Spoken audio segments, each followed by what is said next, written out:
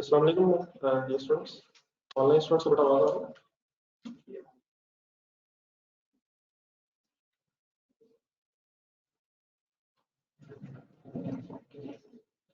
तो बेटा मैंने क्वेश्चन नंबर 6 आपको होमवर्क दिया था। 1 मिनट उसकी डिस्कशन से पहले जरा कल मैंने पहले कंप्लीट करना है। ये क्वेश्चन नंबर 5 ही होगा, 1 मिनट पहले जरा थोड़ा सा इसको टाइम निकाल कर खत्म करना है। मैं आता हूँ फिर बाद में उसको शुरू किए वैसे क्वेश्चन नंबर 6। ये क्वेश्चन नंबर 5 ये हो रहा था।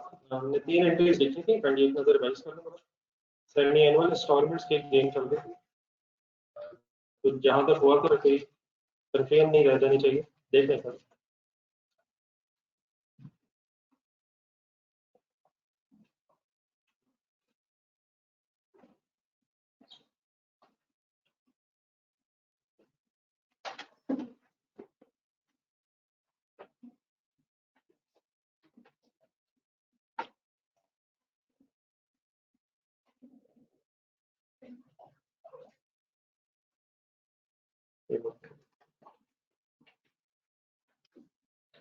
जी कर लिया, ऑनलाइन स्टूडेंट्स भी कर लिया। प्लीज 3 एंट्रीज समझ आ गई सर? प्रोसेस अभी क्लियर है सर? चलिए सर नेक्स्ट बताइए क्या था। 30 जून ईयर एंड क्या क्या रखा है? एक राइट ऑफ यूज की डेप्रिसिएशन रहती है, तो डेट लिखें।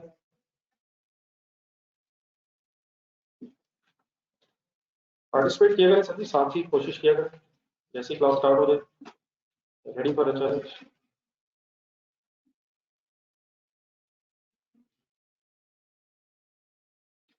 Depreciation debit, accumulated depreciation credit. इधर करेंगे कैसे करें? फिगर्स बोलो। 19,999,835 डिवाइडेड बाय बता दें। अगर डिवाइड बाय की वजह से कर मैंने ये रुका। देखें क्वेश्चन देखें। डेप्रिसिएशन की पॉलिसी अब कैसे सोचनी है, कर लिया रिवाइज करें मैंने।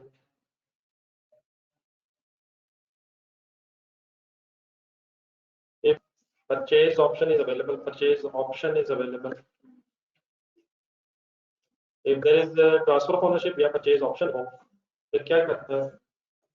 तो यूजफुल लाइफ पर डेप्रिशिएट करते हैं, और अगर ऐसे ना हो तो पसंद पड़ी करनी। तो ओनरशिप ट्रांसफर का जिक्र है, तो परचेज ऑप्शन का बताया हुआ है। अगर बेटा ये चीजें नहीं बताई तो डेफिनेटली हम खुद से अज्यूम तो नहीं कर सकते। हम ये चीजें कब सोच सकते हैं जब बताएगा। एक नोट पढ़ ले नीचे। The question is silent regarding the transfer of ownership or purchase option. Then we can only simply ignore. मतलब क्या इग्नोर कर? ये अगर चीजें नहीं है तो बताया यूजफुल लाइफ या शॉर्टर। देख रहे हैं पता नहीं याद है क्वेश्चन। ये पेज नंबर 3 के दरमियान में डेप्रिसिएशन पॉलिसी है।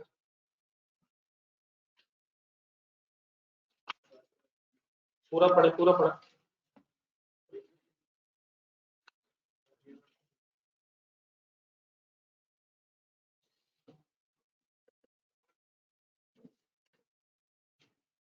ये ऑनलाइन स्टूडेंट्स काइंडली पार्टिसिपेट करेंगे। 6 इयर्स पे डेप्रिशिएट करें अकॉर्डिंग टू द स्टोरी, या 8 इयर्स पे फाइनल करें सर। ऑनलाइन स्टूडेंट बिल्कुल खामोश है।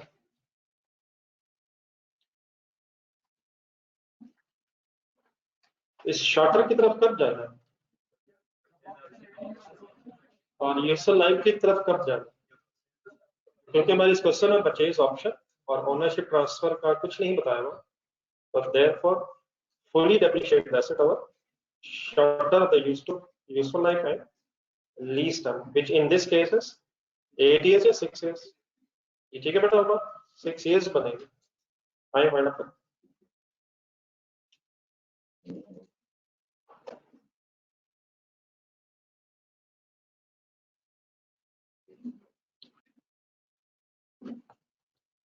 जी इज इक्वल टू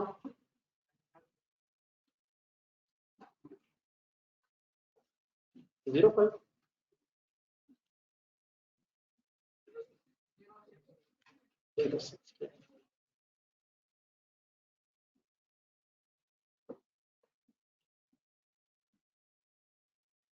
ये क्वेश्चन में ओनरशिप ट्रांसफर का भी नहीं बताया हुआ है और परचेज ऑप्शन का भी जिक्र नहीं है। तो पेज नंबर 3 मैंने रिक्वेस्ट की shorter of the user life register, अगर परचेज ऑप्शन हो या यूजर लाइफ सॉरी या ओनरशिप ट्रांसफर होनी हो तो user life is the base, otherwise shorter of the user life. तो प्लीज क्लास टाइम पे ज्वाइन किया करें और साथ ही इमीडिएट स्टार्ट किया करें, इस तरह तो कोई फायदा नहीं चीजों में। जी सर इस साल कुछ और थोड़ा स्पीड अप हो जाता कैंडी, एक और साल की पेंटिंग रिक्वायर्ड है स्पीड अप इस साल की रिक्वायर्ड है ईयर एंडेड 30th June 2011।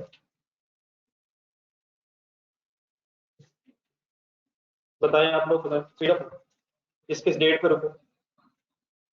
31 दिसंबर, 2 रेंटल्स आएंगे, एरियर्स में रेंटल्स हैं। टेबल की तरफ देखें, क्या टेबल कुछ फर्दर एक्सटेंड करना पड़ना, कल कहां तक बनाया था, बस 2 इंस्टॉलमेंट्स और आ गई हैं इस साल में, एक्सटेंड करें टेबल 31 दिसंबर 10 6 मंथ की इंस्टॉलमेंट्स, प्लीज सही वर्किंग कीजिएगा।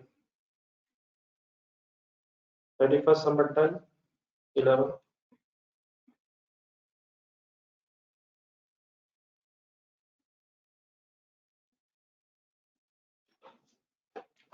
ये फुरकान से पूरा फिगर्स बता रहे हैं सॉल्व करके।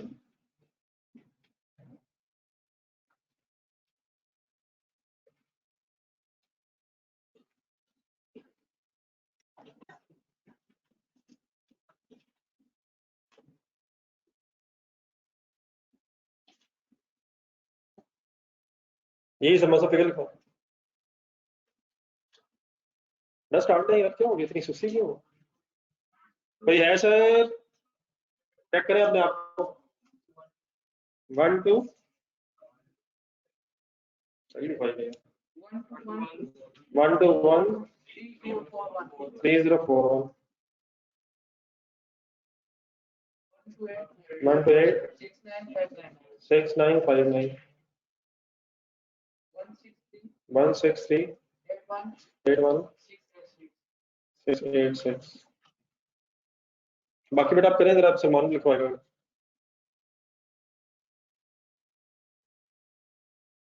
करें सॉल्व, मैंने कब कहा किया।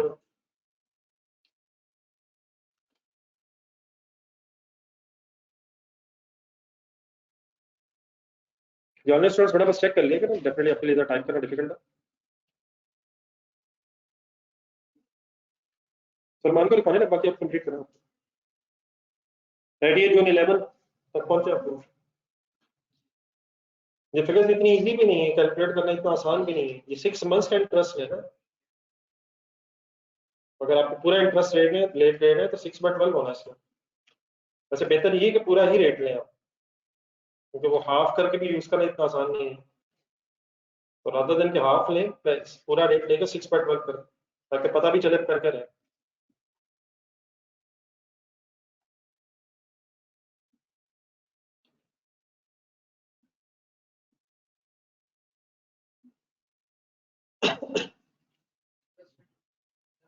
जी कैंडी 11 जैसे मान लिखवा दे यार, 1124 पर लिखा ना, 4 प्रिंसिपल भाई 16 निकाल लें 1375 रिमेनिंग बैलेंस 1500 6371। ये बाकी फिगर्स ठीक है मेरी। तो ऑनलाइन स्टूडेंट्स अगर आपका कोई गलत आ रहा है तो पहले चेक करें, मेरे ख्याल फिगर्स ठीक है।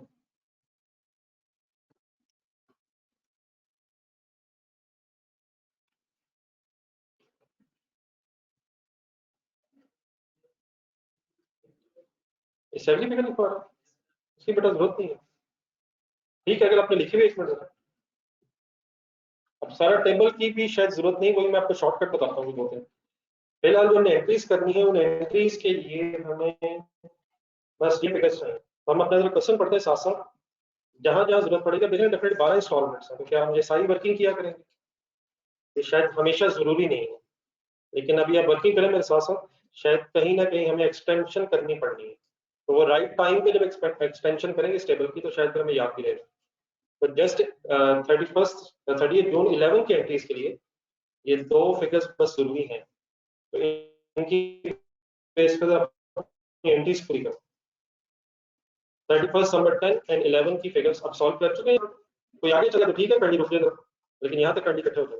और अगर आपने करनी फिगर्स एंट्रीज लिखें, 31 दिसंबर वाली भी, 30 जून वाली, 20 पूरी, और फिर डेप्रिसिएशन भी है, उसका भी सोच कर रखा होगा।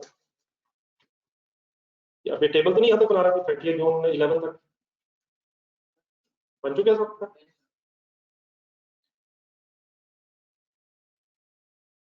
These are already debit, interest expense debit, and cash or bank credit.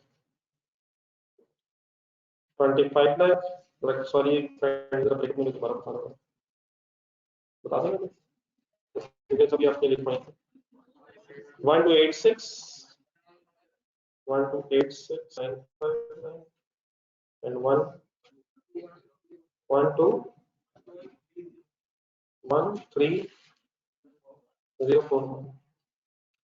30 जून 11 तक आ जाए, कोई कंसेप्चुअल इशू नहीं होना चाहिए, बाकी डेफिनेटली फिगर्स तो हमारे सामने जो हो रहा है वो क्लियर होना चाहिए।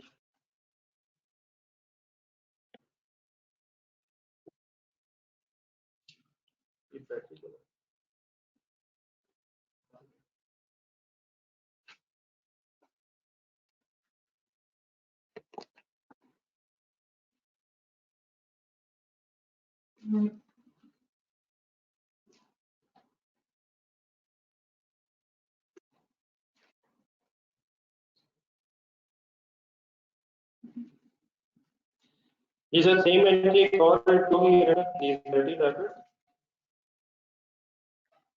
plus expense debit,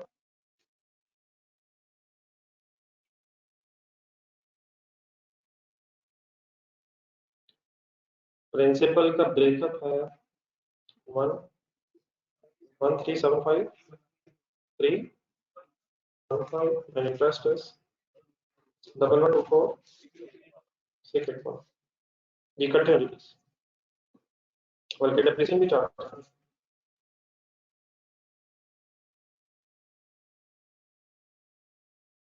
मेथड ना बताओ, straight line,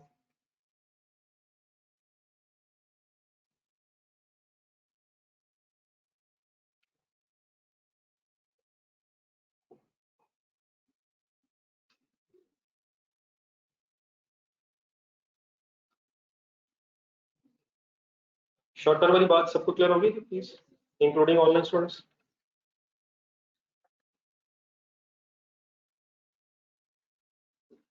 finally any confusion यहाँ तक?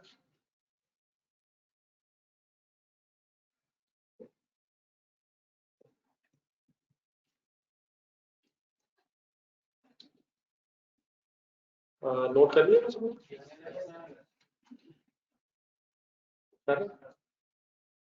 इन्होंने कर लिया, सेकंड रिक्वायरमेंट पढ़े, मतलब फर्स्ट रिक्वायरमेंट तो होगी। Statement of financial position extracts भी है और नोट्स भी हैं, तो एक्सट्रैक्ट्स बनाने शुरू करें आप लोग। कंपैरेटिव भी है,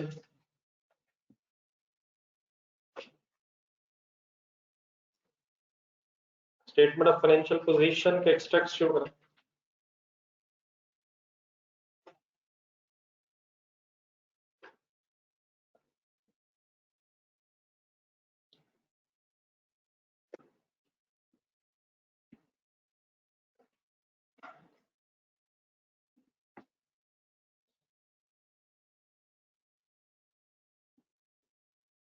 चलिए,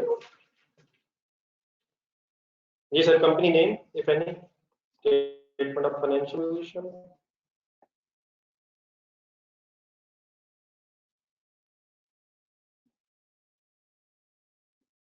कोई है कंटिन्यू जमान इंजीनियरिंग सर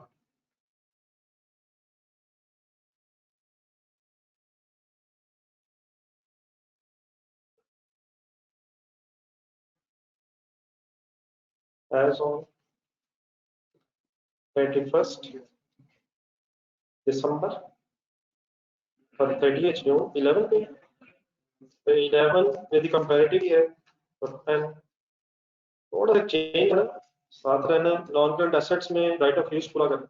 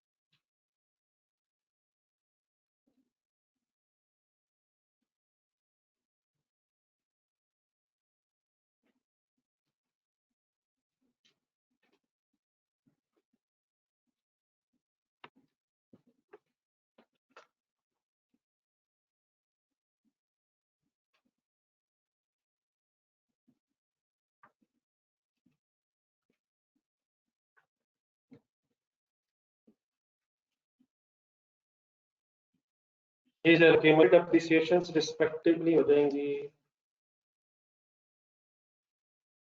10 के एंड पे तो एक ही साल बनेगा 333 और एक्यूमुलेट कर देगा 66 takes 1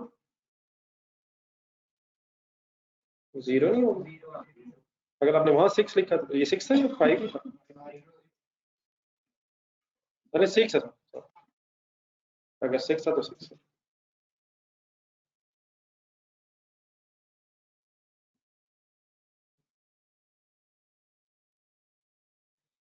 ये वाली बात तो बात क्लियर है कि cumulated appreciation kindly please minus कर रहे हैं और कैरिंग अमाउंट्स निकाल 1 6 सॉरी 16 मिलियन हो 16 मिलियन आगे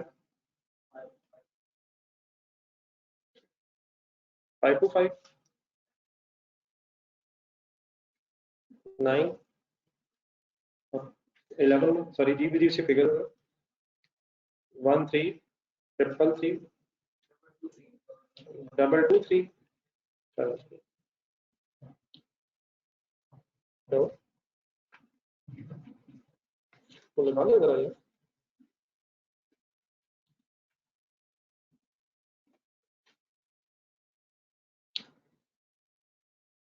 देन करंट और नॉन करंट लायबिलिटी में चेंजिंग सिचुएशन में चेंज आना तो वो जरा मेरे साथ सुनना था ये ऑनलाइन स्टूडेंट्स बैठे हैं यहाँ पे हेडिंग लिखा है आपको नॉन करंट करंट की हेडिंग लिखा ठीक है मेरे साथ ढूंढिए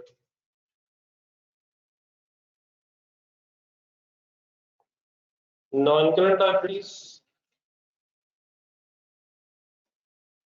करंट लायबिलिटीज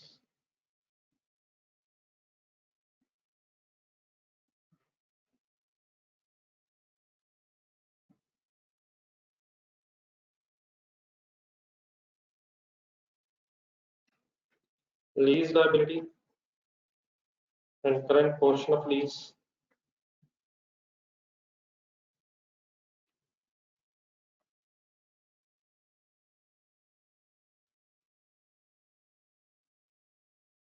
हेडिंग्स देखें टेबल सामने रखें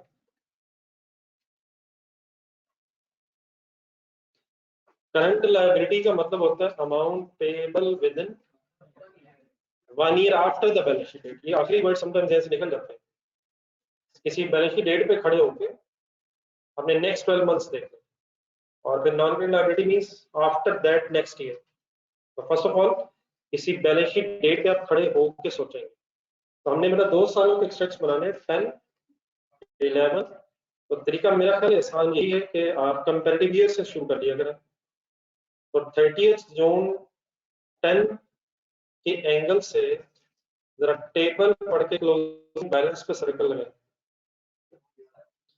सिंपल है क्योंकि शायद एरियस में इंस्टॉलमेंट्स 30th जून 10 का क्लोजिंग बैलेंस क्या होगा? सर्कल है 17666845 समझ आता? 30th जून 10 एग्रीमेंट था 1 जुलाई 9 पे, फिर 2 इंस्टॉलमेंट्स पे हो गई, तो 30th जून 10 वाली इंस्टॉलमेंट इसी काउंटिंग के एंड में पे होने के बाद 17668645 ओके प्लीज। देन सर इसमें अब देखना क्या होता है, इसमें करंट लायबिलिटी कितनी है, और अभी तक जो क्वेश्चन हम कर रहे थे वो थे एनुअल रेंटल्स वाले, तो एनुअल मींस साल में एक ही है, लेकिन अब अगली 2 रेंटल्स देखें 31 दिसंबर 10 एंड 30th जून 11, क्या ये दोनों रेंटल्स नेक्स्ट 12 मंथ्स में पे होंगे? तो इन दोनों अमाउंट को सम करके फिर अब आपकी करंट लायबिलिटी है, सोचते रहे। अच्छा लेना प्रिंसिपल ये बाकी सारी चीजें ऐसी, लेकिन दो को सम क्यों करना पड़ रहा? But current liability doesn't only means the next rental. Current liability means next 12 months. अगर monthly installments होते हैं तो next 12 amounts, quarterly होती है तो next 4, semi annual है तो next 2 amounts से इकट्ठी हो जाएंगी, ठीक है सर? तो इनको प्लस करके करंट लायबिलिटीज में लिखेंगे, और नॉन करंट लायबिलिटी हम ढूंढ सकते हैं या टेबल एक्सटेंड करना जरूरी है? इस वक्त जरूरी नहीं है सर, किस अमाउंट के सामने आपको करंट लायबिलिटी नजर आ रही है, पर किस अमाउंट के सामने नॉन करंट, किस डेट के सामने, फिर इन दोनों की पेमेंट के बाद ये फाइनली हमारा नॉन करंट लायबिलिटी का बैलेंस रह जाएगा जिसने फ्यूचर में, तो इसको ढूंढिए 16 मिलियन में 15 मिलियन, 16 मिलियन कब बचेगा? 6 महीने बाद, फिर अगले 6 महीने में दूसरा भी पे हो जाना है, तो what should be the amount of non current liability at the end of 30th June 2010 15006,371 okay, लिखे हाथ से इन दो को प्लस करना पड़ना है करंट लायबिलिटी, लिख लें कर रहे हैं मैं आपको सामने टेबल रख लेता हूँ, आप चाहे यहाँ से टोटल करना, ये ऑनलाइन स्टूडेंट को समझ आई बेटा बात?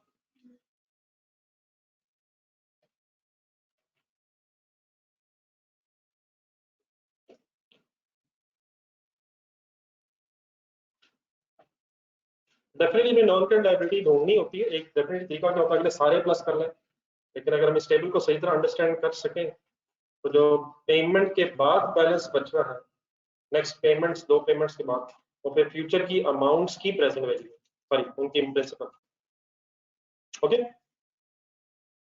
लिख दो मैं भी, टोटल करंट लायबिलिटी में 2662274, नॉन करंट लायबिलिटी 15006,371,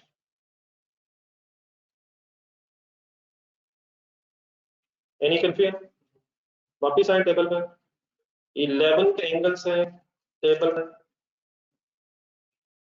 जी 30 जून 11 रेडी और रेडी है सर, क्लोजिंग बैलेंस आइडेंटिफाई करें सर, 11 के एंड पे क्लोजिंग बैलेंस क्या हो जाएगा पेमेंट्स के बाद? क्लोजिंग बैलेंस क्या सारा अगले साल ही पे होना है? क्या सारा अगले साल ही पे होना है? लेकिन क्या अगले साल भी कुछ ना कुछ पे होना है? अब देखिए इसमें थोड़ा सा मैं एक शॉर्टकट की भी बात कर रहा था, लीज टर्म कितनी है, जरा क्वेश्चन देखो, लीज टर्म कितनी है?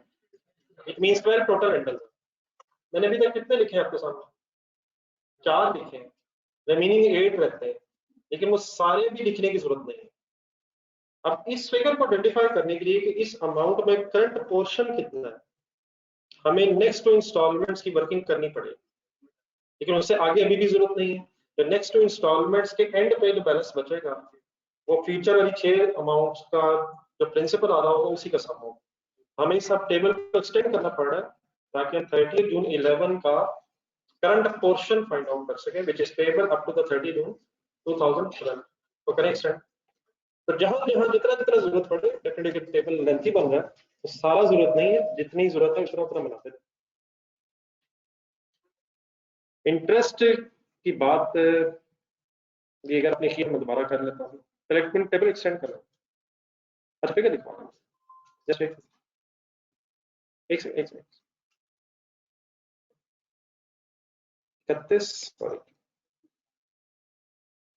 31 दिसंबर 2011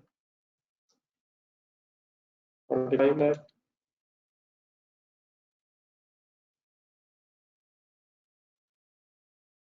जी इंटरेस्ट करें 1030,262 डेफिनेटली अभी बैलेंस जो है इसने 6 मंथ्स आउटस्टैंडिंग रहना, फिर इसने चेंज हो जाना तो 6 मंथ्स का इंटरेस्ट आ रहा है।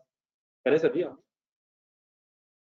प्रिंसिपल लिखा 12146,738, then the remaining balance 135,366,333. 30th June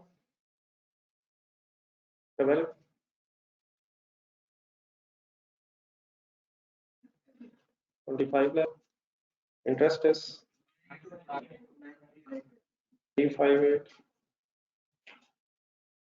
1570 642. Remaining 1196 5991.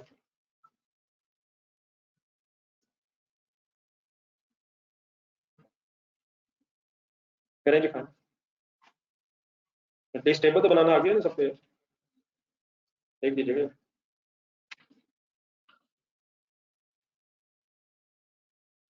देखना कि राउंडिंग ऑफ का भी डिफरेंस ना रहने ना दे। ऑनलाइन स्टूडेंट्स प्लीज कोई कंफ्यूजन तो नहीं हो रही?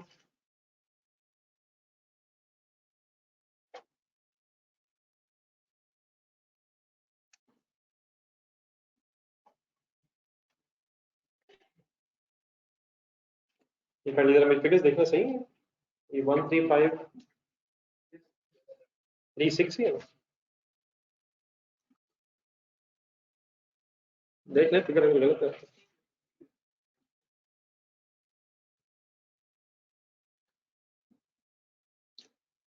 आप लोग फाइनल करें स्टेट्स को प्लस करें, लिखे फिगर।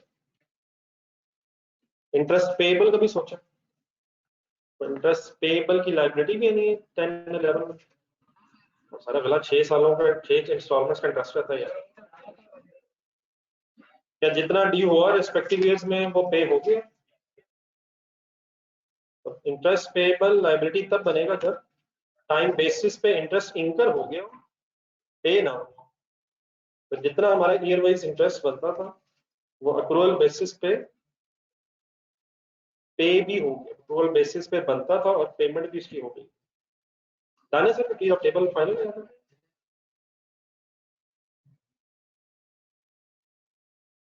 लिखवाइए टेबल फ्रंट लायबिलिटी का बंदी,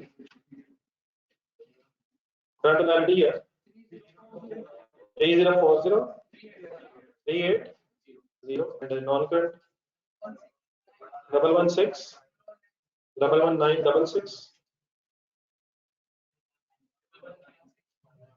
1196599।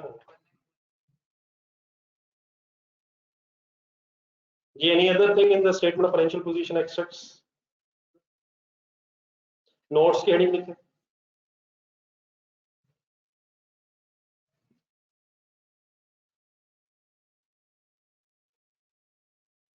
Demand engine, notes to financial statements,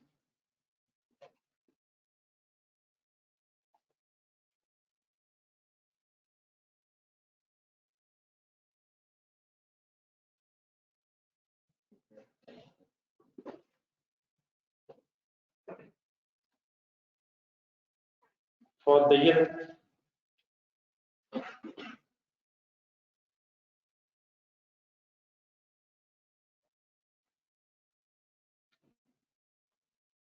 30th June 11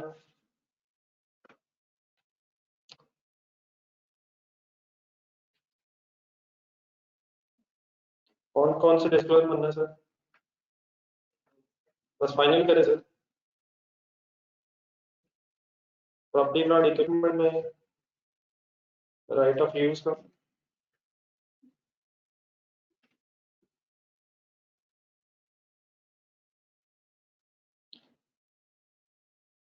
इकट्ठा बन सकता है अपने सामने? क्यों? एक ही एसेट है।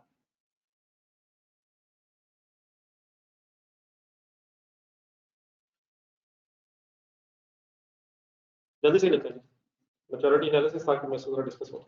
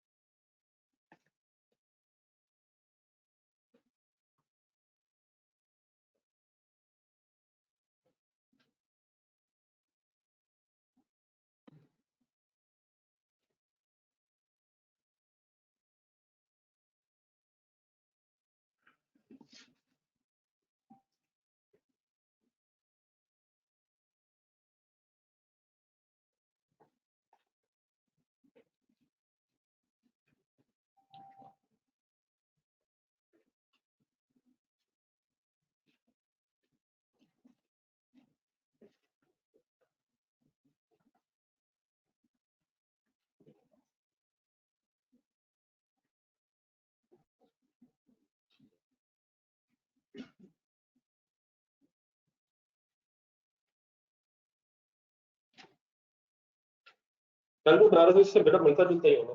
सही तरह देख लीजिएगा ब्रॉट डाउन कहाँ लिखना है, एडिशंस में लिखना है कहाँ। 2010 में एडिशंस पे होगा।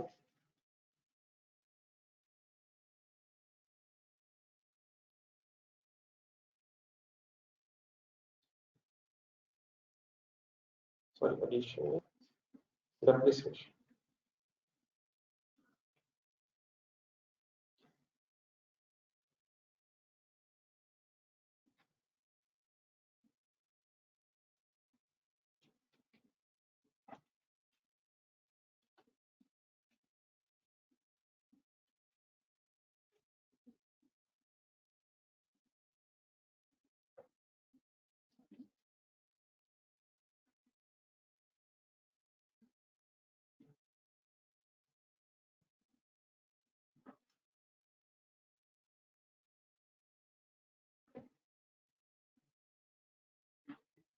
जी एक थी।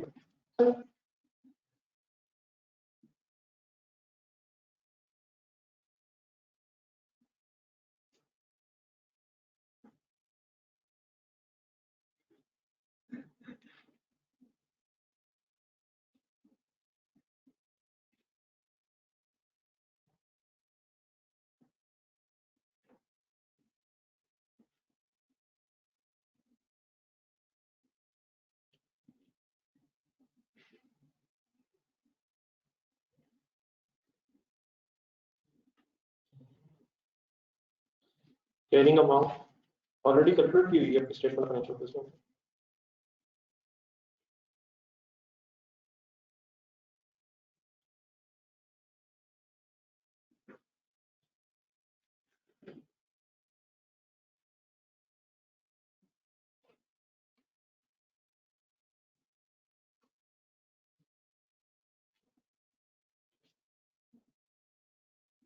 फाइव टू पैसा 1 3 3 double 4 3।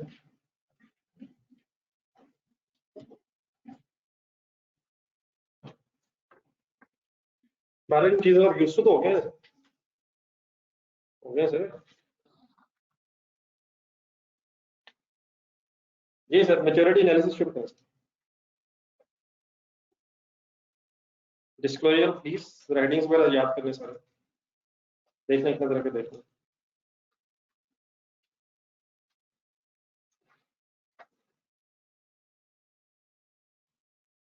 disclosure of lease,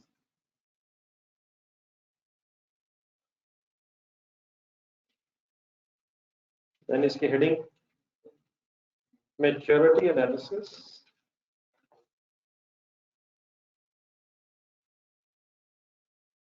contractual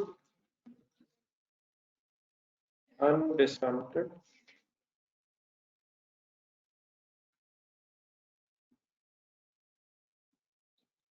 lease payments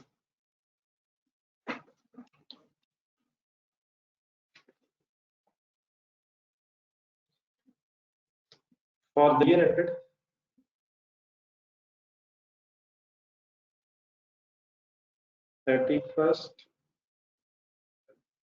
30th June 11 comparative बात में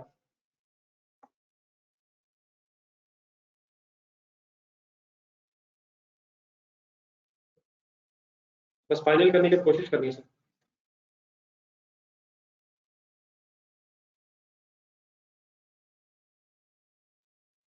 जी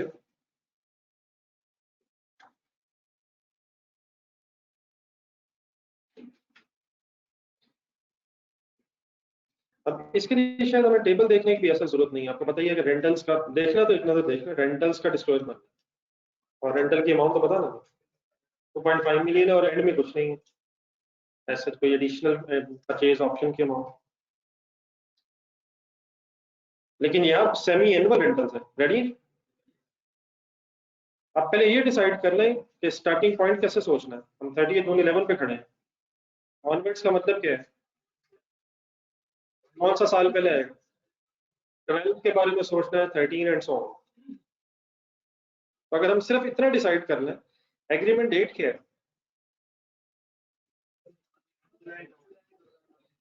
1 जुलाई 2009 है, तो इट मींस है 30 जून 10 और 11 2 साल गुजर गए। देख लेते डेट, देख लेंगे डेट गुजर डेट। 1 जुलाई 9 के बाद पहला साल का बैंड होगा 30 जून 10 और फिर 30 जून 11। 2 साल गुजरने का मतलब 4 इंस्टॉलमेंट्स पे हो चुकी हैं। टोटल इंस्टॉलमेंट्स हैं 8,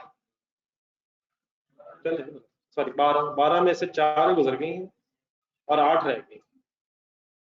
ठीक है सर, स्टार्ट मुझे ले लेंगे, बाकी मेरा ख्याल अब कर लेंगे। अब 8 रेंटल्स का डिस्क्लोजर बनाएंगे। तो नेक्स्ट ईयर मींस 12 में लेस देन 1 ईयर में कितनी इंस्टॉलमेंट्स ड्यू होनी है? अब ये सेमी एनुअल, एक मिनट, इंस्टॉलमेंट अब सेमी एनुअल और नेक्स्ट ईयर सोचना है 30 जून 13 तक, सॉरी 12 तक, 30 जून 12 तक एक इंस्टॉलमेंट या 2? पहले तो मैं एक इंस्टॉलमेंट लिखा था, ये सेमी एनुअल हो। तो लेस देन 1 ईयर से मुराद within 1 year, 1 to 2 year से मुराद more than 1 year, less than 2 year, 1 to 2 years and so on. तो नेक्स्ट ईयर तक सोचना है, 12 सोचना है, 30 जून 12। ठीक है, तो 30 जून 12 मींस 2.5 मिलियन की एक इंस्टॉलमेंट या 2? कितनी होगी अमाउंट? 5 मिलियन। आगे प्लीज, आगे बताइए कहां तक जाएगी ये?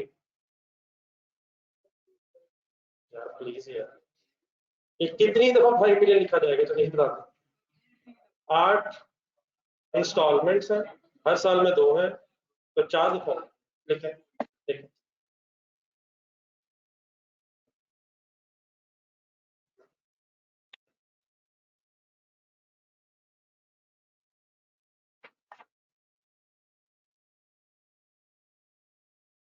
क्या वर्ड्स है next? 1 to 2 years, 1 to 2 years में कौन सा साल फॉल कर रहा है? सोच के खत्म करें नहीं, 14 नहीं, 13, 12, 13।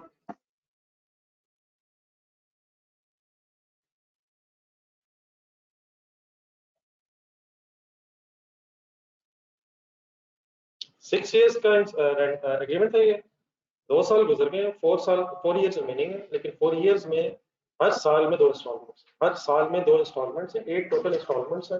लेकिन यहाँ इंस्टॉलमेंट्स नहीं लिखनी, या उन इंस्टॉलमेंट्स को ईयर वाइज लिखना।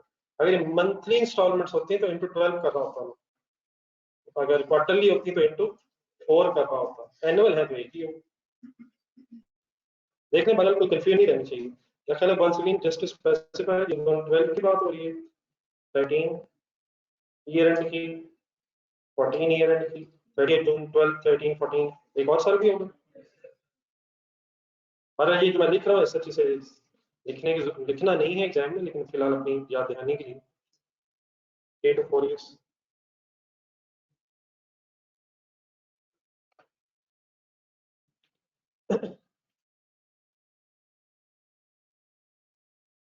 टोटल का 20 मिलियन का नाम सोच, टोटल डिस्काउंटेड ईच पेमेंट्स।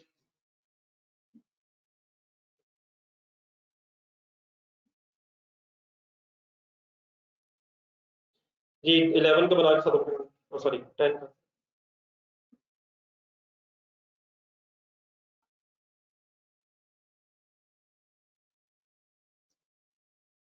ये 25 मिलियन आएगा, लेकिन एक बार फिर सोच लें, ईयर्स लिख लीजिएगा, आप कंफ्यूजन खत्म करेंगे।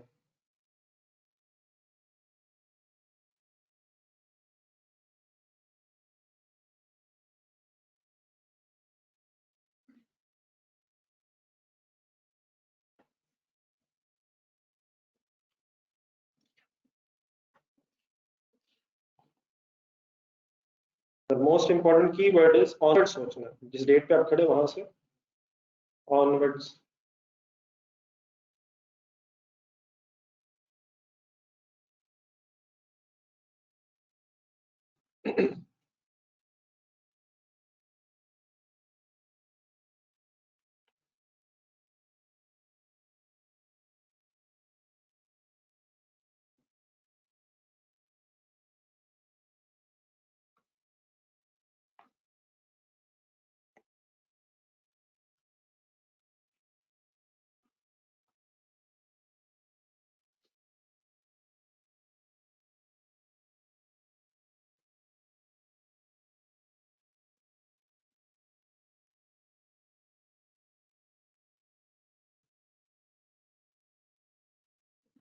सेमी एनुअल इंस्टॉलमेंट्स होने की वजह से दो रेंटल्स कंबाइन हो रहे हैं।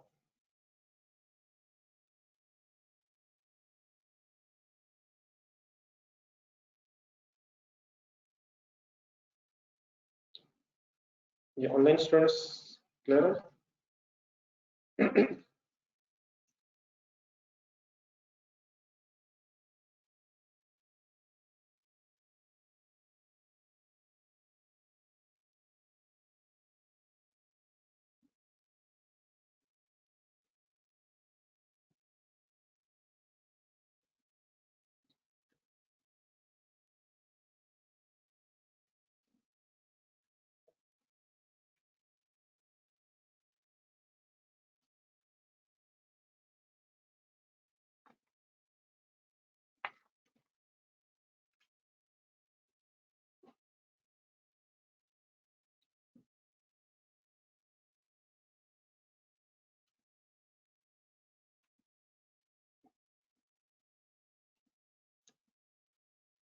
जो लोग लिख रहे हैं, कैंडी नैरेटिव पैराग्राफ ढूंढेंगे अपने इस क्वेश्चन में से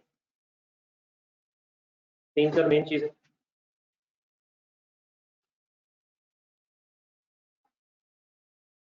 ये तो फाइनल है सर 25 मिलियन, इसमें कोई कंफ्यूजन नहीं पड़ा। चलिए सर, मेरा ख्याल है अगर क्वेश्चन अच्छा सा कर लें, टाइम बताएंगे। अपने वर्ड्स में लिखने की कोशिश करें, मेरे से मैच होने की जरूरत नहीं है। पहला बस सेंटेंस ये हो जाएगा कि company entered into lease agreement, बाकी उसके बाद इंटरेस्ट रेट बताना है, इंस्टॉलमेंट्स बतानी है, परचेज ऑप्शन अगर है तो बतानी है, नहीं है तो नहीं बतानी है, फाइनेंशियल रिस्ट्रिक्शंस का एंड में लाइन लिखनी है। तो अपने हाथ से ट्राई करें, ऐसे देख के लिखने के जी सर, अब चाहे इग्नोर भी कर सेंटेंस लिखने की जरूरत नहीं, लेकिन फाइनेंशियल रिस्ट्रिक्शंस के लिए अगर नहीं है तो नो लिखना, there are no financial restrictions. Purchase option नहीं है तो छोड़ दो। द कंपनी हैज लिखा है क्योंकि फाइनेंशियल स्टेटमेंट्स पर नाम तो उसके आ गया, नोट्स उस कंपनी के ही बनना है ना, द कंपनी हैज एंटर्ड। लेकिन हमारे नाम लिखना है तो कोई सच गलत वाली बात नहीं, एग्जाम में बस इसको एक मिनट से ज्यादा नहीं लगना चाहिए।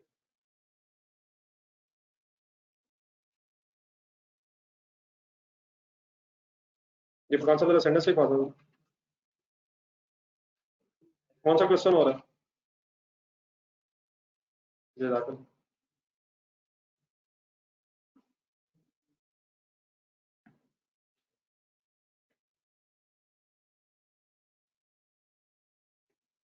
इंटरेस्ट रेट बता दो, interest rate is 13.731% per annum. There are 12 semi-annual installments of rupees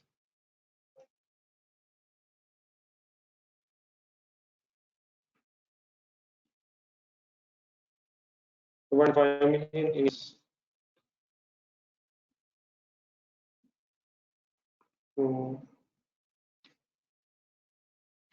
purchase option का जिक्र नहीं है, और क्या था, बस फाइनेंशियल रिस्ट्रिक्शंस वाला ही रहेगा ना, इंस्टॉलमेंट्स भी हो गया, इंटरेस्ट भी हो गया, परचेज ऑप्शन नहीं है तो उसको छोड़ दें, there are no financial restrictions, कोई इंफॉर्मेशन नहीं।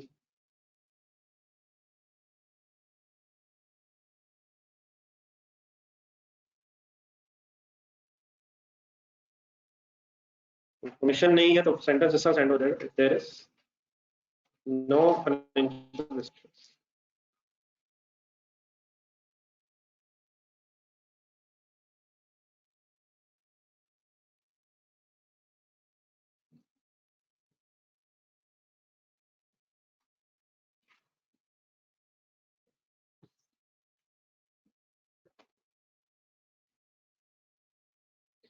जी सर, जो लोग लिखते जाएं क्वेश्चन नंबर 6 पे इकट्ठे होते जाएं जो अपने घर में सॉल्व किए।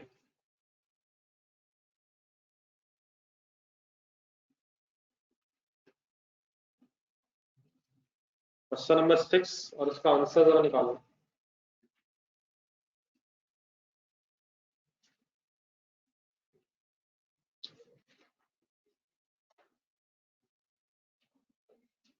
ये ऑनलाइन स्टूडेंट्स ने बड़ा लिखते हैं जो मैंने लिखा हुआ बोर्ड पे।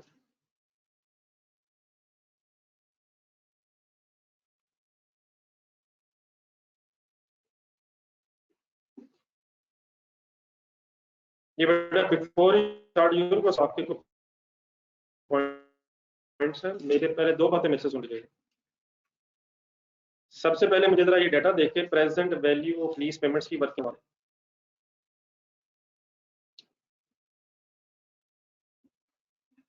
चले पढ़ा वैसा सवाल तो पहले स्टार्ट करते थे, मुझे present value of lease payments की वर्किंग करवा दें जी। इंस्टॉलमेंट की अमाउंट एरियर्स में या एडवांस में, एनुअल है सेमी एनुअल है, कितनी है, 1 माइनस 1 प्लस रेट बताएं, 0.1 माइनस बताएं 5 annual instalments lease term 5 years divide by 0.1। Then sir ji end में लास्ट में कहीं ढूंढे 58 समथिंग रुपीस दिए हैं, बल्कि इसी में पॉइंट में दिए हैं, तो एक वन टाइम अमाउंट है, लमसम का मतलब इकट्ठी, लेकिन शुरू में नहीं एंड में है, तो एंड में अगर है तो इसकी प्रेजेंट वैल्यू किस फॉर्मूले से लेंगे आप, सॉरी 5 to 4, 4 to 4, और प्रेजेंट वैल्यू की वर्किंग करते हुए फॉर्मूला 1 प्लस 0.1 माइनस 5 इयर्स के बाद इसने पे होगा, तो पहली बात तो 150,000 प्रेजेंट वैल्यू बन गई। Any confusion? इस 150,000 के बोलता है initially right of use asset debit, lease liability credit. Question पढ़ के बताएं डेप्रिसिएशन 10 इयर्स पे या 5 इयर्स पे? लीज टाइम 5 इयर्स है, यूजफुल लाइफ 10 इयर्स है, लेकिन ownership is expected to be transferred है, therefore useful life is the base 10 years, ठीक है। देन सर इसके टेबल में बस एक नई चीज आई है जिसकी वजह से शायद ये डिस्कशन आपसे कर रहा हूं।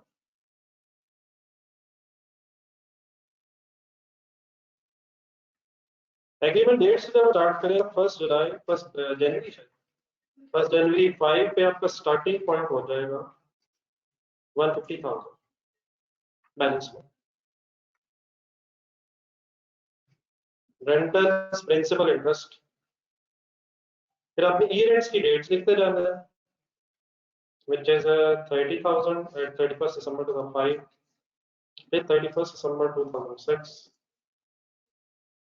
31st December 2007, 31st December 2008 and 31st December 2009। Rentals areas में है तो 30,000 ईच 5 साल तक रेंटल्स रहेंगे। लेकिन वो जो आखिरी अमाउंट है, अगर अपनी थर्ड लाइन अगर क्वेश्चन की देख सके जहाँ पे वो 58,044 दिया हुआ, ये वो मैं लिखा तो हुआ था लेकिन मेरे तरफ एक दफा नेक्स्ट भी सुन लो। असल में हो ये रहा है कि लास्ट रेंटल की डेट और उस लंप सम की अमाउंट की डेट इकट्ठी हो गई। ये थोड़ा सा डिफरेंट है। अपने पास क्वेश्चन नंबर 3 वाला टेबल निकालना है जो हमने मेरिकल टेक्सटाइल वाला टेबल बनाया है, उसमें भी एंड में एक 2 मिलियन की अमाउंट है, लेकिन वो डिफरेंट है इससे इस एंगल से कि वहाँ इंस्टॉलमेंट शुरू में है और 2 million purchase option at the end of the lease term है। तो वो तो डेफिनेटली हमें डेट वाइज लिखना है, अब ये भी डेट वाइज लिखना है। लेकिन यहाँ हो ये रहा है कि आखिरी रेंटल और lump sum amount same date पे आ गई, तो इसमें कोई नई चीज करने की जरूरत नहीं है।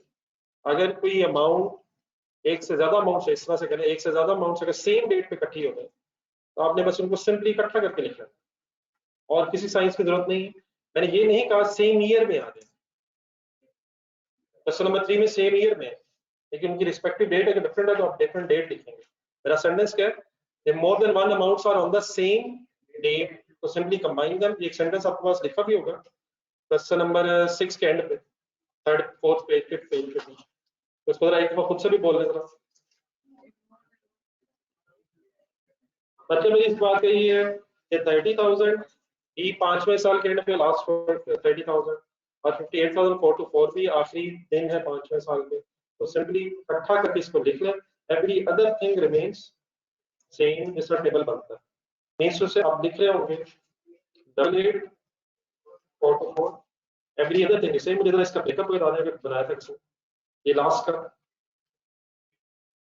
80385 803.9 है, यहाँ फिगर थी तकरीबन 80,385 जो इससे पहले बैलेंस है। अब एक आखिरी चीज वैसे सुनना, अब आपसे उसने 2009 के भी एंट्रीज मांगी है, बल्कि उसने शायद 5 एंड 9 कहा था। तो 5 एंड 9 डजंट मीन्स के सारे साल 5 एंड 9, तो बेटा अगर ये फिगर कंबाइन हो भी गई है तो एंट्री वही रहेगी, मतलब कैश क्रेडिट बाय 88,424 इकट्ठा पे कर रहे होंगे आप सेम डेट्स पे, और उसका ब्रेकअप हो जाएगा lease liability debit by 80,385 and interest debit 8039। Means to say every other thing remain same. जो नई बात हुई है वो ये है, if there are more than one amounts on the same date then simply combine them by preparing the table। लेकिन same year नहीं प्लीज, सेम डेट। अगर एक ही ईयर में डिफरेंट डेट्स हैं वो ऑब्वियसली डिफरेंट है, लेकिन सेम डेट पे अगर है तो इकट्ठा करना है। अब बता दें इसके अलावा तो नहीं कोई कुछ इशू बना, ये नोट्स से बराबर है, उसमें भी ऐसे ही इकट्ठा हो रहा है। अभी 2009 के नोट्स में आए लास्ट जो माउंट लेस देन जो भी बनेंगे नोट्स रिक्वायर्ड है, तो नोट्स के एंगल से चले बात कर लेते हैं कि साल के नोट्स रिक्वायर्ड है। तो 2005 के एंगल सोच लेते हैं, ये जो 30,000 है ये वाला लेस देन 1 ईयर में, अब एक ही इंस्टॉलमेंट है तो एक ही अमाउंट है एनुअल। अगला 30 1 to 2 years में, 2 to 3 years में एंड 3 to 4 years में कंबाइन होगा। इस पे वो तो हाई एंड में इकट्ठा ही है, लेकिन अगर आप क्वेश्चन नंबर 3 देखें वहां हालांकि डिफरेंट डेट्स थी, लेकिन क्योंकि सेम ईयर में थी तो वो भी इकट्ठा किया था, लेकिन ये तो ऑलरेडी इकट्ठा है। तो 9 में फॉर मींस 3 to 4 years में रखेंगे नहीं। ओके, तो और कंफ्यूज दैट्स क्वेश्चन नंबर 5 ढूंढे एज इट इज 5, एक क्वार्टरली रेंटल्स की गेम की तरह हाफ एन आवर घंटे लगा। क्वेश्चन नंबर 5 सिर्फ 5 अब जिन हजरात ने साथ साथ नहीं किया तो ये गलत है। आई होप कि कोई ऐसा नहीं मेरे नाम, सबने अटेम्प्ट कर लिया ना। जिन्होंने किया थोड़ा ऊंचा बोलता है ताकि उन्हीं तरफ से भी हो जाए जिन्होंने नहीं किया। ऐसे फायदा कोई नहीं, मैंने वैसी गलत बात की, इस तरह नहीं होता। अगर ऐसे होना होता तो फुरकान ने बोल देना था और सबकी तरफ से हो जाना। Question number 5 please. सिर्फ 5।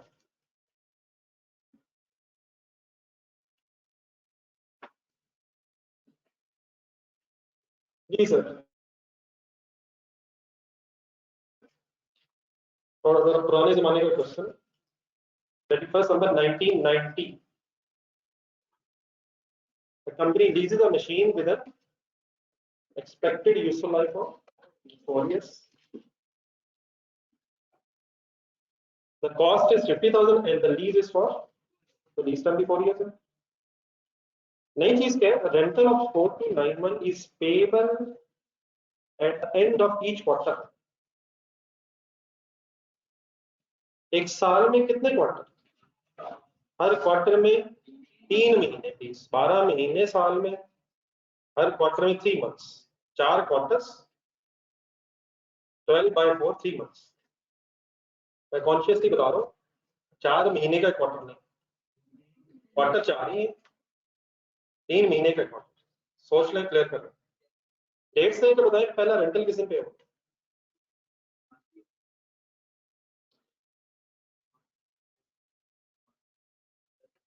December 1990 पे एग्रीमेंट, फर्स्ट क्वार्टर एंड करें 31 मार्च 91। एक और कर लो, 30 जून 1991, 30 सितंबर, 31 दिसंबर। टोटल उसने कर दिया 16 कैसे बना दी उसने रेंटल? 4 साल है, एक रेंटल क्वार्टर भी है, तो साल में 4 सालों में 16 तो 6,8,656 सिंपली इज लीज पेमेंट, अगर कुछ और नहीं है तो चलिए हो जाएगा। शुक्र आपने ये नहीं कहा हो गया, कर देते हैं सर, हो जाए कंप्लीट एप्रिशिएट्स को। ठीक है, मतलब डेफिनेटली चीजें वही हैं, बस थोड़ी सी डिफरेंट तरीके से हमारे company appreciate the plan of this type of revenue for this red line allocation is 16%। Interest rates के एंगल से फाइन रखिएगा, जब तक वो ना बताए आपने पर एनम ही कंसीडर करना। Indicate the way in which the right of use machine and the leased entity will appear in the company's statement of financial position in the year 1992। कितने साल मांगे उसने? 5 हो जाए ना, मेरे पहले दिन ही मांग ली उसने, ये रेंट पे शायद आखिरी दिन एसेट लिए। तो 1990, 91, 92, 93, 94, ठीक है। मेरे ख्याल कंपैरेटिव एंगल से नहीं कह रहा, अगर आप जरा पढ़ें जरा कंपैरेटिव अगर वर्ड्स लिखे हो तो वो फिर क्या करते हैं, रिवर्स ऑर्डर में बनाते हैं शायद। अगर ऐसा लिखा होता 94 विद ऑल कंपैरेटिव्स, तो तरतीब क्या होती? 94, 93, 92, 91 एंड 1990 अगर है, तो शायद सीधा मांग रहा है। देख लें आपको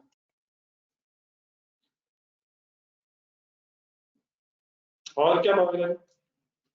डिस्क्लोजर ये पूरा पढ़े, रिलेटेड टू मैच्योरिटी एनालिसिस का मांग, वरना डेफिनेटली स्केड्यूल भी बनता है अगर डिस्क्लोजर्स का वर्ड होता और नैरेटिव पैराग्राफ भी होता।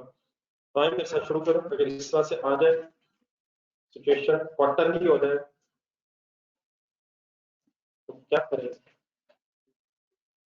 आपने स्टेटमेंट ऑफ फाइनेंशियल पोजीशन ध्यान रखनी है, डेफिनेटली मैं इसको समझाते हुए एंट्रीज लिखूंगा शायद, लेकिन आप डायरेक्टली कोशिश करें स्टेटमेंट ऑफ फाइनेंशियल पोजीशन जहन में लाएं और बताएं सबसे पहले स्टेटमेंट ऑफ फाइनेंशियल पोजीशन में क्या चीज रिक्वायर्ड होगी। तो राइट ऑफ यूज एसेट की अमाउंट चाहिए होगी, तो वो किस अमाउंट पे होती है? आए present value of these payments की वर्किंग करवाएं।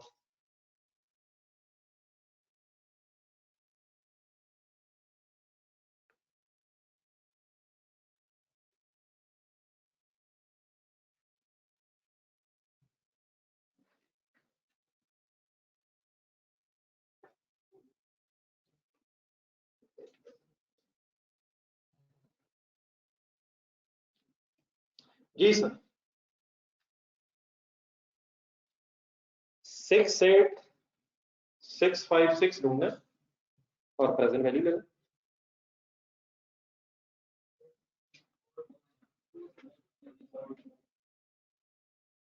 सर जी जाने दे गुस्सा यार, इकट्ठी अमाउंट दी हुई है उसके पैसे में लेकर बात खत्म करें।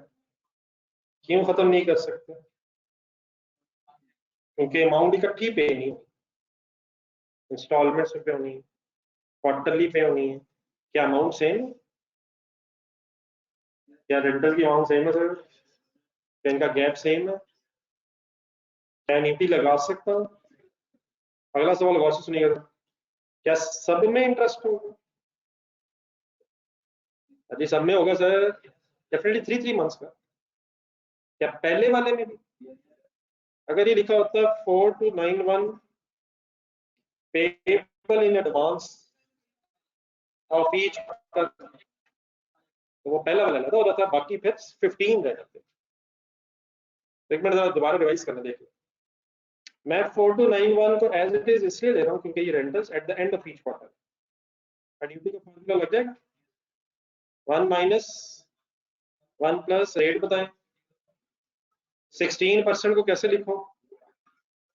0.16 लिखना ही नहीं। अगर इंस्टॉलमेंट्स लेस देन 1 ईयर की हो तो अकॉर्डिंगली रेट को एडजस्ट करना है, जिस तरह कल किया था डिवाइड बाय 2। आज कैसे करना है? तो सबसे पहले 16% डिवाइड बाय 4 करें। 4 आ गया 4%, लेकिन अब लिखेंगे कैसे? 0.06 सॉरी 0.04। एन कितना लूंगा? ये प्लीज 0.04 समझ आ गया सबको? वाई क्वार्टरली इंस्टॉलमेंट्स अगर है तो इंटरेस्ट रेट भी क्वार्टरली हो गया, माइनस बताएं 16 इंस्टॉलमेंट्स जिनमें इंटरेस्ट है, divided by 0.16 any information of any purchase option 0.04।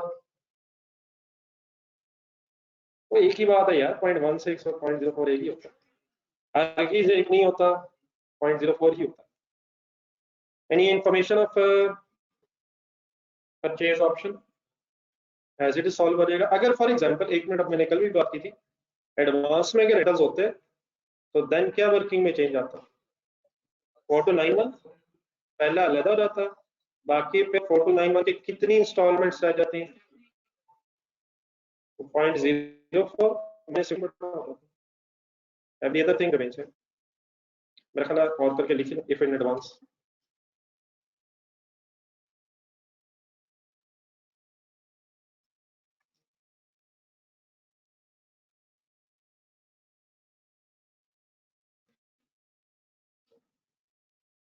Any confusion? ये परेशान है?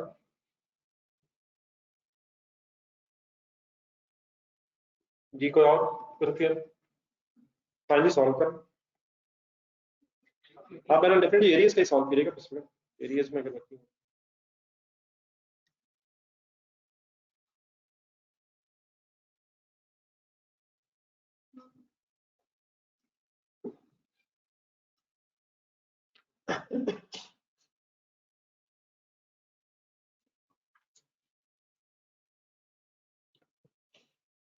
चलिए स्ट्रेक्स बनाने, लेकिन एक एंट्री पहले जेन में ले।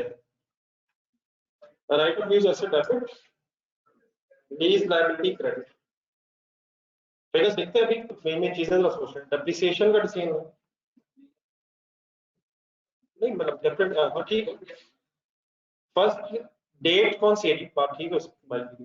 फर्स्ट डेट कौन सी है? 31 दिसंबर 1990। तो क्या इस ईयर में भी डेप्रिसिएशन हो? ये तो आखिरी दिन आया, तो डेफिनेटली इसलिए नहीं, लेकिन 91, 2, 3, 4 में डेप्रिसिएशन कैसे चार्ज करेंगे? 4 साल बेस बनाएंगे, कौन सा वाला चार्ज? यूजफुल लाइफ वाला या लीज टर्म वाला? मेरा ख्याल वो रेलिवेंट ही नहीं है, कोई इंफॉर्मेशन ही नहीं है कि ओनरशिप ट्रांसफर होनी है नहीं, दोनों सेम भी हैं। तो 4 इयर्स पर बेस बनाएंगे। कैलकुलेटर उठाएं, बिगेस्ट टर्म सॉल्व करें, चाहे इंडिविजुअली भी कर सकते हैं। 50,000 divide by 4 is equal to 12,500। तो ये बड़ा एनुअल डेप्रिसिएशन एक्यूमुलेट होती होती होती होती है, एसेट पे से लेस हो जाएगी। अब आने मेन चीज इस वक्त डिस्कस करने वाली है, लीज लायबिलिटी इनिशियली रिकॉर्ड होगी 50,000 से। ये स्टेटमेंट ऑफ फाइनेंशियल पोजीशन में कंबाइंड फिगर नहीं है, इसका फिर ब्रेकअप होना है करंट लायबिलिटी में और नॉन करंट लायबिलिटी।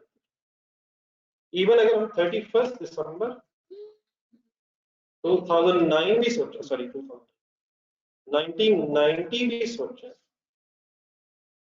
तो क्या इतना ही क्लोजिंग बैलेंस होगा statement of financial position? Closing तो इतना ही होगा, लेकिन वो क्लोजिंग ब्रेक हो रहा होगा, वो पैसे जो 1991 में देने हैं वो करंट लायबिलिटीज में आएंगे, और जो आफ्टर 1991 देने वो नॉन करंट में आएंगे। तो क्या टेबल जरूरी है? अरे टेबल जरूरी है सर शुरू से।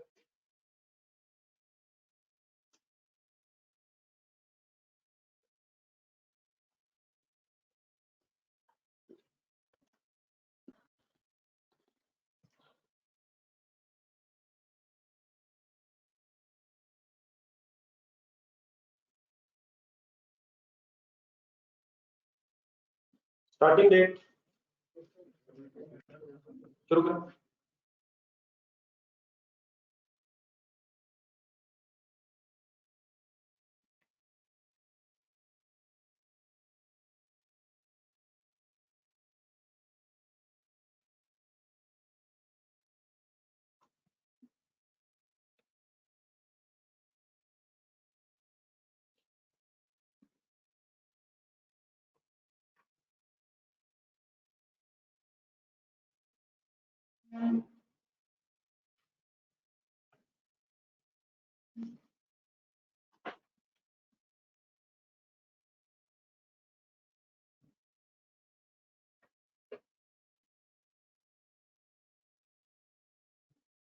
नेक्स्ट पे डेट बता दें, स्टार्टिंग डेट के पास 31 मार्च 4 to 1991 एक करवा दो, बाकी फिर आप समझ जाएंगे। तो इसका कैसे करें? 50,000 मल्टीप्लाइड बाय, अब आपकी चॉइस है 4% एज इट इज ले लें या 16% मल्टीप्लाइड बाय। मेरी सजेशन ये है कि 3/12 वाला जरा एक दफा लिख लें, आपको पता हो कि आप क्वार्टरली ले लें। ऑब्वियसली रेट क्वार्टरली बना लें या एनुअल को क्वार्टरली बनाते हैं, वो तो आपकी चॉइस है, लेकिन 3 मंथ्स का क्यों ले रहे हैं? क्योंकि इंस्टॉलमेंट 3 मंथ्स के बाद।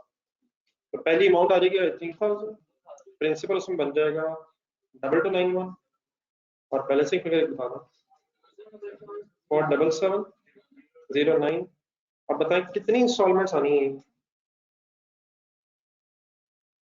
एक तो लिखी है, अभी और कितनी टोटल कितनी है, कहां तक जाएंगे?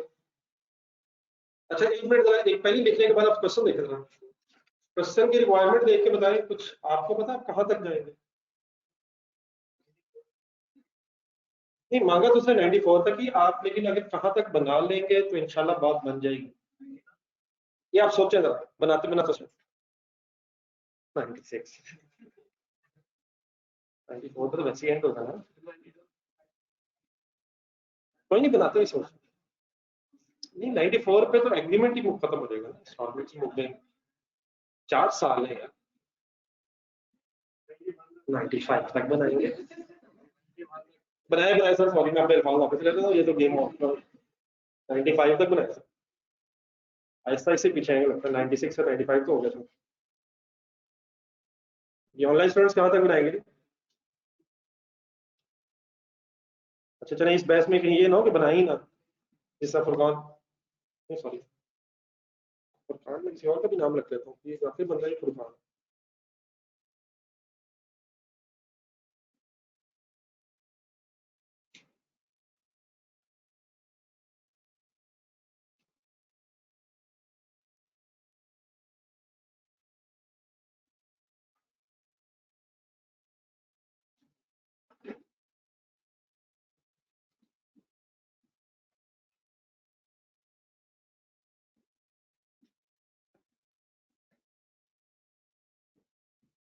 क्वार्टरली 30 जून, 30 सितंबर,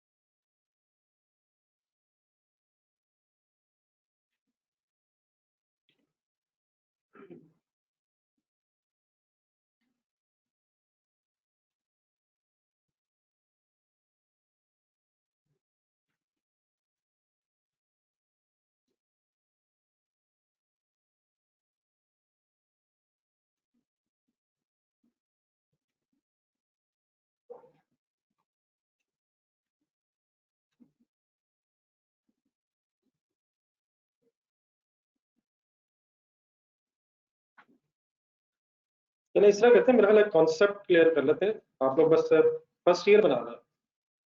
वैसे मेरा ख्याल है 93 तक अगर बना लेना, एक मिनट जरा, 93 तक अगर हो गया तो उसके बाद फिर सारे पैसे अगले साल ही जा रहे हैं, फिर नॉन करंट खत्म हो जाएगा 93 के एंड पे। 92 के एंड पे जब 93 वाले पैसे हैं वो करंट में आने हैं और 94 वाले नॉन करंट में, तो उसका तो शायद हमें को ब्रेकअप चाहिए हो। लेकिन अगर हम 31 दिसंबर 1993 तक आ जाए तो फिर जो भी क्लोजिंग बैलेंस होगा वो अगले साल में ही खत्म होगा। तो शायद हम मैक्सिमम अगर हमें वर्किंग करनी पड़े तो 12 तो करनी पड़नी।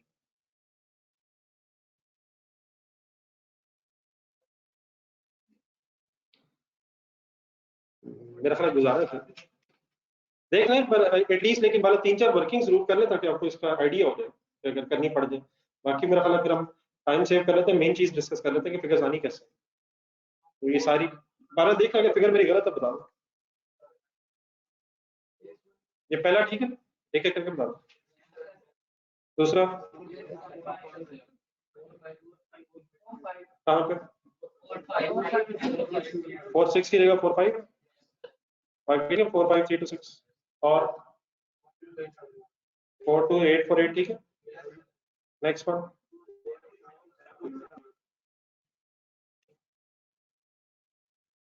तो बस यहाँ तक रुक जाए, बाकी फिर जो टाइम है उसका जरा सही तरह यूटिलाइज करें। एटलीस्ट आइडिया हो गया ना कि ये बनना कैसे है। क्वार्टरली, सेमी एनुअली कुछ आइडिया हो गया कैसे हो रहा है। अब एक सेकंड जरा बोर्ड में देखें, बस ठीक है रुक जाए जहाँ भी। एक हमें उसने स्टेटमेंट ऑफ फाइनेंशियल पोजीशन 31 बनाने हुई कही है, तो जरा 1990 के एंगल से शायद बात खत्म हो चुकी है। एक सेकंड बोर्ड पे देखें, 1990 डेट ऑफ एग्रीमेंट है और अगर आखिरी दिन हमने ये एसेट लीज पे लिए तो नथिंग हैज बीन पेड। तो is this closing balance? Is this closing balance है? तो इस क्लोजिंग का ब्रेकअप कैसे होगा, करंट नॉन करंट में कैसे होगा? ये अगली 4 अमाउंट्स ऐड करके करंट बनेगा और ये, या डेफिनेटली इन दोनों का डिफरेंस भी लिया जा सकता है, इस 50 और इसका। एक मिनट देखें दोनों तरफ से, नहीं मतलब 3 4 प्लस करके भी करंट लायबिलिटी आ सकती है। Current liability means next 12 months में जो पैसे जाने हैं, और अल्टरनेटिवली शायद आप ये इस क्लोजिंग का 50 का और नेक्स्ट 1 साल बाद के क्लोजिंग का डिफरेंस भी करंट लायबिलिटी में लिख सकते हैं। लेकिन एक रेंटल नहीं अगला, बस एक क्लियर रखे, एक अगला साल है तो 4 अमाउंट्स प्लस हो जाएंगे। ये क्लियर हो रहा है यहाँ पे? तो what is the amount of current liability?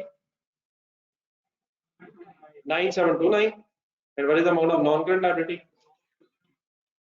मेरा ख्याल है फिगर्स आप खुद चाहे लिख लीजिएगा, मैं समझा देता हूँ। क्या ख्याल है, थोड़ी सी हिम्मत कर लेंगे? बाकी जो फिगर्स है वो मैं जरा आंसर में आपके सामने टेबल रखा हूँ, तो मुझे जरा प्लीज जरा फिगर्स बता दें कि आप फिगर्स को प्लेस कैसे कर रहे होंगे, करंट नॉन ढूंढ कैसे दें। आप रहने दें, आप चाहे आंसर ना निकालें, मैं आपके सामने स्क्रीन पे लाता हूँ, आप बाद में इसको खुद से फाइनल कीजिए।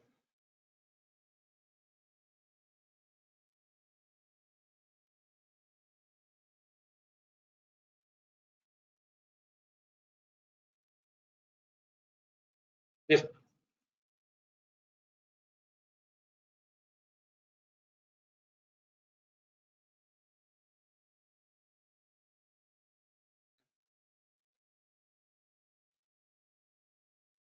ओके सर, चलो आगे सब पार्टिसिपेट करें सर।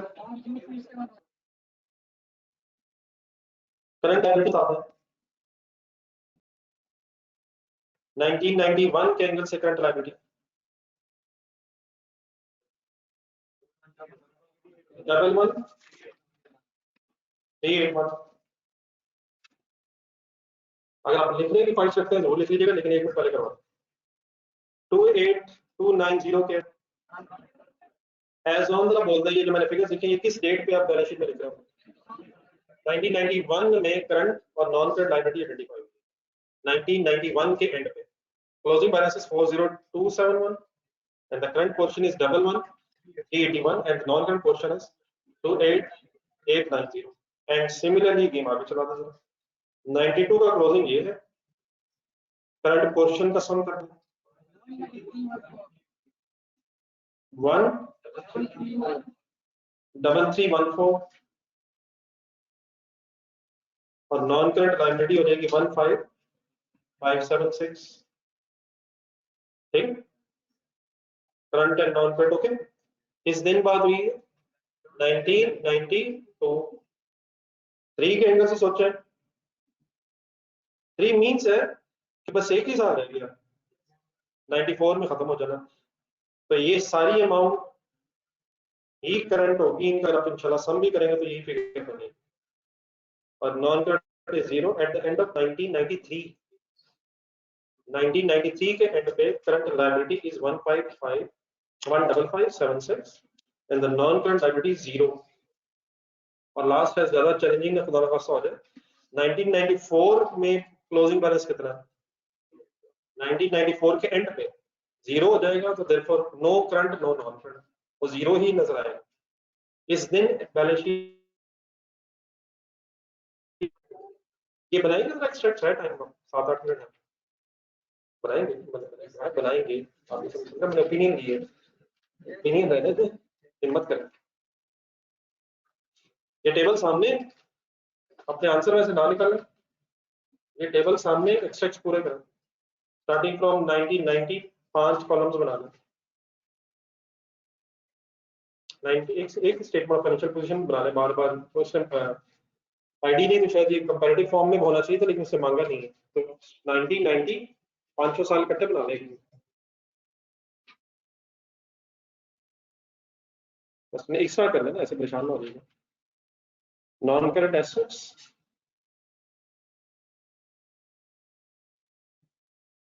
कॉलम्स में फॉर्म बनाना। 1990 जस्ट हम एक बात समझने के लिए, 1990 1991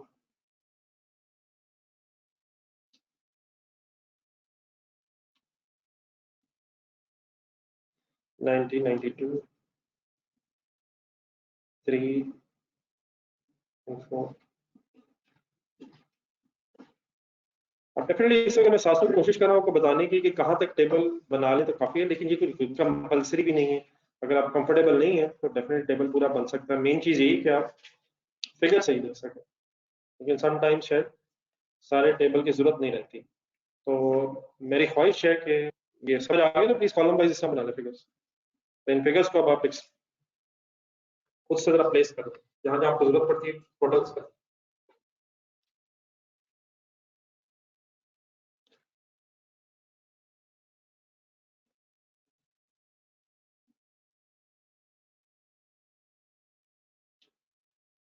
तो कंपैरेटिव अगर वर्ड्स हो तो पहले फिर करंट ईयर होता है और देन प्रायर ईयर होते हैं पिछले। लेकिन ऐसा जिसने स्टेट में मांगा हमसे 1992 1994 without the words of comparative, तो देयरफॉर इसी तरतीब को भी रखा जा सकता है।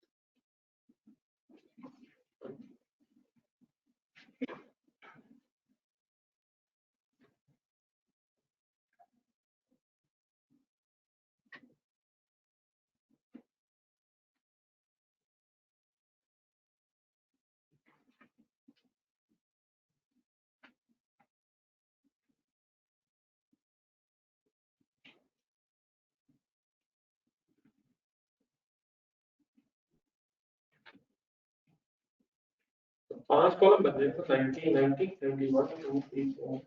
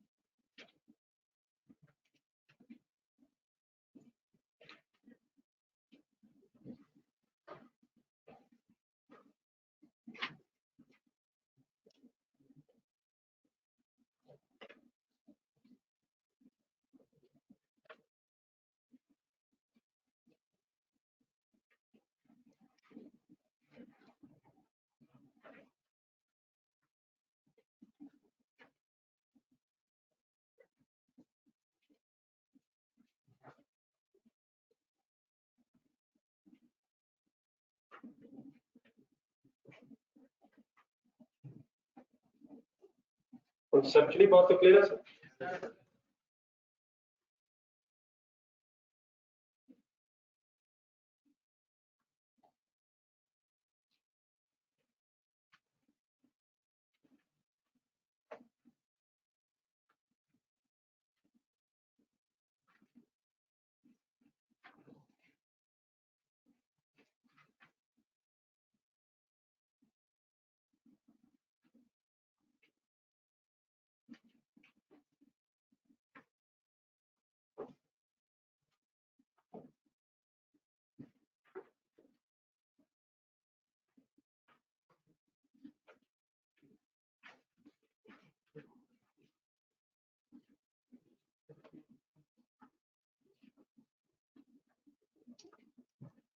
चलो सर इस तरह कहते हैं, सॉरी का टाइम मतलब खत्म हो रहा है। मंडे को टेस्ट ना रखते हैं जहाँ तक हो गया।